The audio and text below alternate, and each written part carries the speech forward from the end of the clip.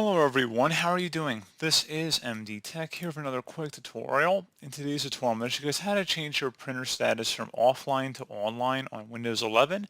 This tutorial will apply for Epson, Brother, Canon, Xerox, printers, scanners, and other devices. Anything that consumes ink, basically, whether it be black or colored ink. So covers pretty much all your common printers and scanners, basically, or more appropriately printers, but some of them have scanners built into them. But it should be a pretty straightforward process, guys, about how to get them all online. And we're going to go ahead and jump right into it. So we're going to start off by opening up the search menu, search for control panel. Best match should come back with control panel. Go ahead and open that up. Set your view by up in the top right to large icons, and then you want to select devices and printers.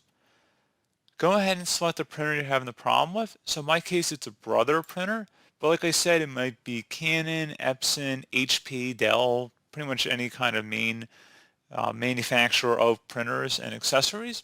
So we're going to go ahead and right click on our Brother printer here, the one we're having the problem with. And we're going to select printer properties. Do not select properties. You want to select printer properties. So go ahead and left click on that. Select the ports tab and then select the one that has the numbers in the port name. So go ahead and select that. Select configure port.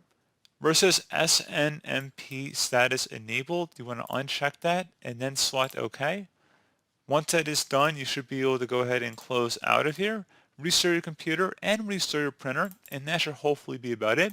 So also make sure your printer is turned on itself, so if there are any settings you have to change, go ahead and make sure you've done that. Also make sure your printer, if it's a wireless printer, that you plugged in your Wi-Fi credentials into it so that everything can sync up.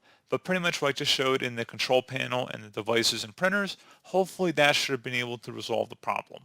So as always, thank you guys for watching this brief tutorial. Do hope I was able to help you out, and I do look forward to catching you all in the next tutorial. Goodbye.